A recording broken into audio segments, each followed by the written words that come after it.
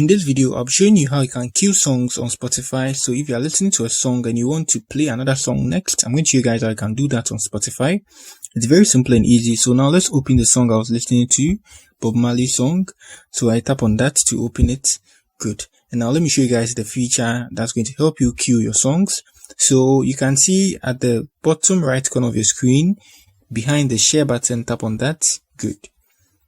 And you can see this here. So if you use YouTube Music, you're going to see this looks very much similar. I think I have a lot of tutorials on YouTube Music.